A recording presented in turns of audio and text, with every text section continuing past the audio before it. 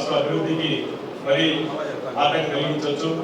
కట్టుకొని తిరిగినటువంటి మూర్ఖపు పరిపాలన చేసినటువంటి జగన్మోహన్ రెడ్డి బుద్ధి వచ్చేటట్టుగా ఈసారి పెట్టడం అనేది మనందరికీ గర్వకారణము. నారా చంద్రబాబు నాయుడు ముఖ్యమంత్రి గారు ఏమనుకుంటే అది ఖచ్చితంగా జరిగేటువంటి రోజు ఏంటంటే రీసెంట్ గా మన గౌరవ ఎమ్మెల్యే మాధవరెడ్డి గారు కూడా అసెంబ్లీలో చాలా చక్కగా మాట్లాడడం జరిగింది. మరెన్నో విషయాలు అసెంబ్లీలో చర్చించడం కానీ ఇవన్నీ చూస్తుంటే మనకి చాలా గర్వంగా ఉంది. ఈరోజు మనం కూడా గర్వంగా చెప్పుకుంటున్నాం. కడప ఎమ్మెల్యే గారు ఇంకా పటిష్టంగా పనిచేయాలి. ఈరోజు చాలా సంతోషంగా ఉంది. వాసన్న గారి ఆశీస్సులతో మరింత పార్టీ బలంగా ఈరోజు శాశ్వతంగా రాజధాని అని చెప్పి చట్టం తీసుకుని రావడం ప్రజలందరూ ఆనందంగా ఉంటే జగన్మోహన్ రెడ్డి గారు ఇవాళ అనేక ఆరోపణలు చేస్తూ రాష్ట్రాన్ని బస్సు పట్టించాక ఈరోజు చేస్తా ఉన్నారు. నేను జగన్మోహన్ రెడ్డి గారు ఒకటే చెప్పి ఎన్నో కష్టాలు ఈ మధ్య కాలంలో తీర్చిన ఘనత అతి తొందరలో అంటే వచ్చి 20 నెలలు కదా 20 నెలల్లో ఎన్నో మంచి పనులు చేశారు. ఇలానే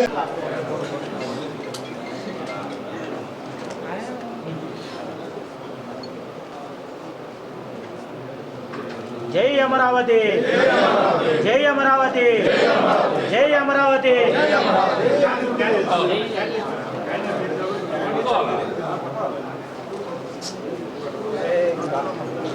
జై ఆంధ్రప్రదేశ్, జై అమరావతి, జై ఆంధ్రప్రదేశ్, జై అమరావతి, జై ఆంధ్రప్రదేశ్, జై అమరావతి, జై ఆంధ్రప్రదేశ్, జై అమరావతి, జై ఆంధ్రప్రదేశ్, జై అమరావతి, జై ఆంధ్రప్రదేశ్, జై అమరావతి.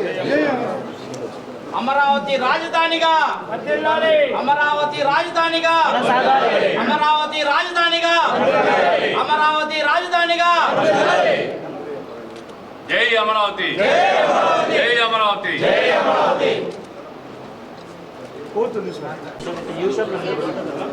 క్యాండిల్ ఉన్నప్పుడు కొంచెం ముందు పోదాం. మీరు కొంచెం వెనక్కిరామ్మా.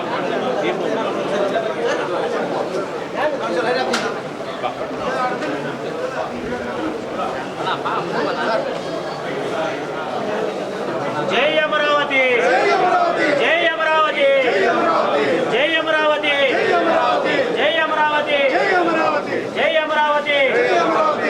అమరావతి, జై అమరావతి.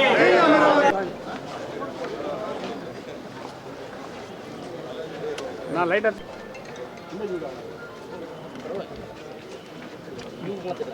జై అమరావతి, జై అమరావతి, జై అమరావతి, జై అమరావతి, జై అమరావతి.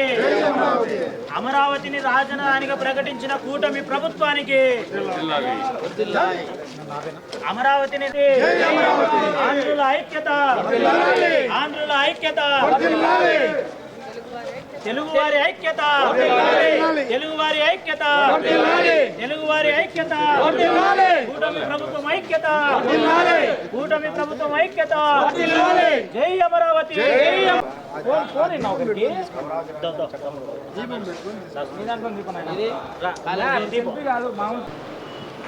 ఈరోజు అమరావతికి చట్టబద్ధత పార్లమెంట్లో ఇచ్చారు.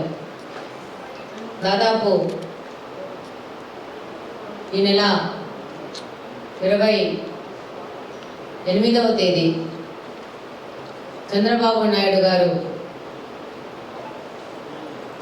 అందరు శాసనసభ్యులు వచ్చి అత్యవసరంగా మనము తీర్మానం చేయాలా, అమరావతి మీద తీర్మానం చేయాల్సిన పరిస్థితి ఆంధ్రప్రదేశ్లో ఉంది. ఎందుకుందంటే మనకు ప్రతిపక్షంలో జగన్మోహన్ రెడ్డి గారు అనే వ్యక్తి ఉన్నారు. ఆయనకి ఎప్పుడు ఏది తోస్తుందో తెలియదు. ఈరోజు 10 సంవత్సరాల క్రితము ఉమ్మడి ఆంధ్రప్రదేశ్ విభజితమై నవ్యాంధ్రప్రదేశ్ ఏర్పడ్డాక రాజధానిని అమరావతిగా తీర్మానించినప్పుడు దానికి మద్దతు పలికిన జగన్మోహన్ రెడ్డి గారు, అలాగనే ఆ యొక్క రాజధాని అమరావతి అని చెప్పినప్పుడు కూడా తీర్మానించినప్పుడు కూడా అదే శాసనసభలో ఉండి మద్దతు తెలిపిన జగన్మోహన్ రెడ్డి గారు ఇంకో విషయం చెప్పారు. 30,000 ఎకరాలు అవసరము, దాన్ని కూడా ప్రొక్యూర్ చేయండి అని చెప్పి ఆయన సలహా కూడా ఇచ్చారు శాసనసభలో. అలాంటి వ్యక్తి ఆ తర్వాత అనేక అబద్ధాలు చెప్పి మోసాలు చేసి అధికారంలోకి వచ్చి రాష్ట్ర ప్రజలు కూడా ఈయనకు ఒక అవకాశం ఇస్తే మా భవిష్యత్తు బాగుంటుందేమో అని ఒక అపోహలో ఆయనకు ఓటేయడం జరిగింది. దాదాపు ఆంధ్రప్రదేశ్ చరిత్రలో ఫస్ట్ టైం 151 సీట్లతో ఆయనకు మెజారిటీ ఇచ్చారు ఆంధ్రప్రదేశ్లోని ప్రజలందరూ ఒక నమ్మకంతో, హోప్తో. కానీ అధికారంలోకి వచ్చిన వెంటనే జగన్మోహన్ రెడ్డి గారు తన అసలు స్వరూపం చూపిస్తూ 3 ముక్కలాట మొదలుపెట్టి 30,000 మంది పైన రైతులు ల్యాండ్ పూలింగ్ ద్వారా అమరావతి నిర్మాణానికి ల్యాండ్ ఇస్తే వాళ్ళ యొక్క భావాలతో, ఎమోషన్స్తో ఏ విధమైన సంబంధం లేకుండా ఇక్కడ అమరావతి కాదు నాకు 3 రాజధానులు అనుకుంటూ అనేక దాడులు, దౌర్జన్యాలకు దిగి అనేక మంది మహిళలు, అమరావతి మహిళలు, రైతులు ఉద్యమం చేస్తే వాళ్ళ మీద దాడులు చేసి మహిళలు రోడ్డు మీదకి ఈడ్చి వాళ్ళ గుడ్డలు ఉండిపోతున్నాయా, వాళ్ళకి ఏంటి, వాళ్ళ కడుపులలో తన్ని అనేక రకాల దాష్టికాలు చేసి అయినా కూడా తగ్గకుండా ఆ మహిళల్ని కించపరుస్తూ పోస్టులు చేస్తూ మహిళా లోకానికే కించపరిచే విధంగా అనేక కార్యక్రమాలు వైకాపా పార్టీ చేసింది. కానీ అమరావతి రైతులు ఎంత దౌర్జన్యం చేసినా గట్టిగా నిలబడి రాజధాని పోరాటం చేసినారు. దానికి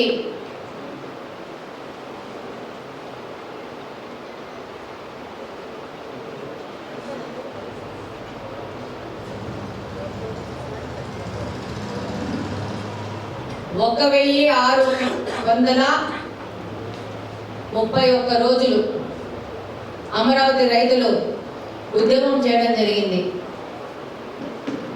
ఈరోజు అంతమంది ఉద్యమం చేసి అన్ని కేసులు పెట్టుకొని ఉంటే ఈ దౌర్జన్యాల నుంచి ప్రజలందరూ గమనించి 2024వ ఎలక్షన్లో కూటమి ప్రభుత్వానికి ప్రతిష్టాత్మకమైన 164 సీట్లు ఇచ్చి మాకు అభివృద్ధి కావాలా, అభివృద్ధి వైపే మా యొక్క బాట అని చెప్పి తెలియజేసినారు.